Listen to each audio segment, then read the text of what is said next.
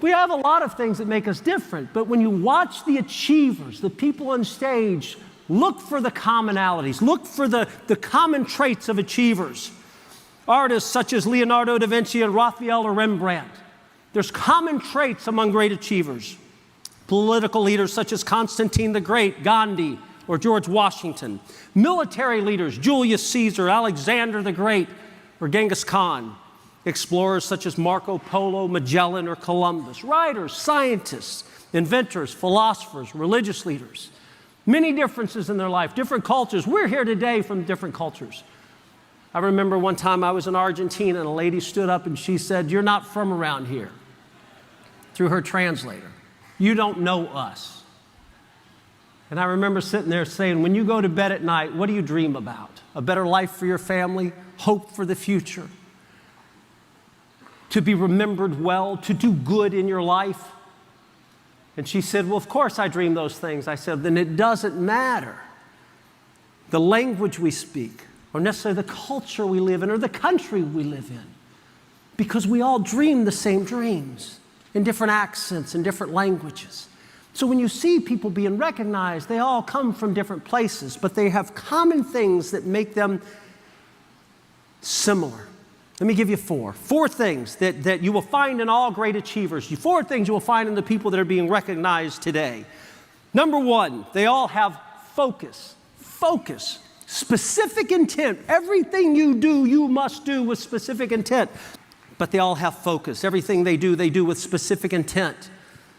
There's a purpose that comes along. At a certain point, there's this purpose that matches where they're sitting in the seat, and they say, "That's enough. This is going to be mine. I'm going to do this." And it's at that moment they separate themselves from everyone else, and they realize that they've always been a lion. They recognize for the first time, I have been a lion my whole life. And the lion does not lose focus based on the opinion of a sheep. A lion stays focused through everything. They know that they have to keep going. Great achievers, everyone being recognized this weekend. They have this one characteristic. It's focused. You know, I've had people that'll say to me, "Well, how do you maintain balance in your life?" I don't know how to maintain balance in my life. I've never maintained balance in my life. Sometimes I wake up and I think, "Oh, I'm so balanced," and 5 minutes later, I'm so out of whack. You ever had that happen? You're like, "This is great.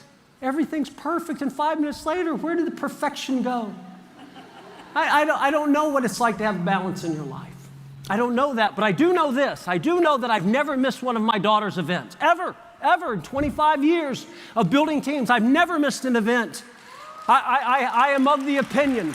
I'm of the opinion that if there is an opportunity meeting and your granddaughter's the flower in the school play, you get a camera, you get a ticket, you sit in the front row and you watch the flower blossom. I'm also of the opinion if your favorite football team is on television, record it and get to the event. You know, there may not be another moment to watch a flower blossom, but I promise you, your favorite football team will always be on again. And you can record it. It's all about priorities. It's all about the important things in your life. Number one, they're all focused. Focused. Sometimes you're going to feel obsessed with this. Sometimes you'll have people around you say, "You know, you're a little obsessed with this." And sometimes that's okay. What's wrong with being obsessed with things you're passionate about? What's wrong with being obsessed with the things in your life that give you joy? What's wrong with being obsessed with accomplishment? What's wrong with being obsessed with doing well in your life by doing good for other people? What's wrong with waking up in the morning thinking, "Today I'm going to make a difference in my life and I'm going to reach out and find other people that want to move forward in theirs"? There's nothing wrong with it. It's focus. Number one, they're all focused. Number two, they're always prepared. They're always prepared. Ferdinand Magellan decided early on he wanted to sail the seas. He studied geography, navigation, astronomy. And he was like most achievers in life. When knowledge wasn't in front of him, he traveled to knowledge. They readied themselves. Readying oneself for the moment is inherent in all great achievers. Benjamin Disraeli wrote, "The secret of success in life is for a man to be ready for his time when it comes." You must be prepared. You must practice. Malcolm Gladwell, in his book, The Outliers, The Story of Success, talks about 10,000-hour rule. And he says you're not an expert in anything until you've done it 10,000 times. In basketball, it's 10,000 free throws, 10,000 hours. Playing the piano, 10,000 hours. Number 2, they're always prepared. Number 3, a common trait amongst all the achievers you'll see on this stage is perseverance. My dear friend Andy Andrews says, persist without exception. Keep moving. Keep moving. It's lonely. It stinks sometimes. You feel so insignificant. This common trait of perseverance is the one that drives me the craziest. I hate perseverance. Napoleon said the greatest attribute of a soldier is not loyalty, it's not courage, it's endurance. It's the ability to keep moving when others quit. If you own a traditional business, it's amazing how all your employees are with you until about 4:59 in the afternoon. And then they punch out, they're gone, they leave, and you are there alone feeling insignificant, feeling alone. In our country, in the United States, at a critical time in the founding of our country, George Washington, you talk about feeling insignificant and alone. Perseverance is born and starts breathing when you feel most alone and most insignificant. And he walked in front of his troops that were freezing, and they hadn't eaten, and they hadn't been paid. And they weren't fighting as Americans, they were fighting as Virginians and Hampshiremen and Marylanders. And George Washington, this gentleman that felt very insignificant, who had not won many battles at all, ultimately would be considered the father of our country. But up until that point, he's losing and he's feeling insignificant, and he walked in front of his troops and he said, "Let only Americans stand watch this night." And those words from a gentleman that felt insignificant and alone, that was trying to find a way to keep moving, those words gave breath to the Declaration of Independence of the United States of America. 1963, in this country, one of the greatest speeches in our country's history was given by Martin Luther King Jr. standing at the steps of the Lincoln Memorial, who quoted from the Declaration of Independence. Perseverance. Edison worked week after week without a full night's sleep. He'd take cat naps under his desk. Michelangelo painted without rest. In excruciating pain, he slept up on the scaffolding. They said that when he would come off, it had been so long, he would take his socks off and his skin would literally fall apart and come off with his socks. John Milton continued writing poetry after he was completely blind. Beethoven wrote some of his greatest works when he was totally deaf. Perseverance. He would cut off the legs of the piano, place it on the floor. They couldn't hear the music, so he would feel the music. There's times when you do this, and sometimes, whether you like it or not, you'll feel numb to some of it. You keep doing it. It's perseverance. It's perseverance. Number 1 is focus. Number 2 is always be prepared. Number 3 is perseverance. And number 4, all great achievers, everyone that you'll see on this stage, every single body, every single heartbeat, every single soul that walks across this stage, they know there is a greater purpose. They know there's something bigger that moves them.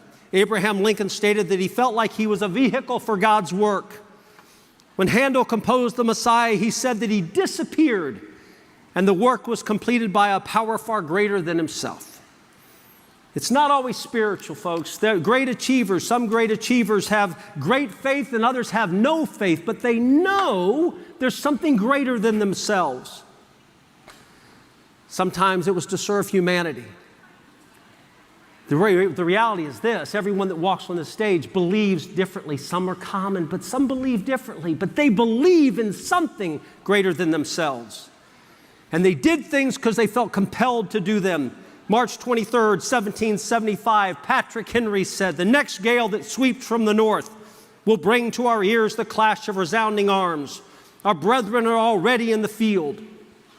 Why stand we here idle? What is it that gentlemen wish?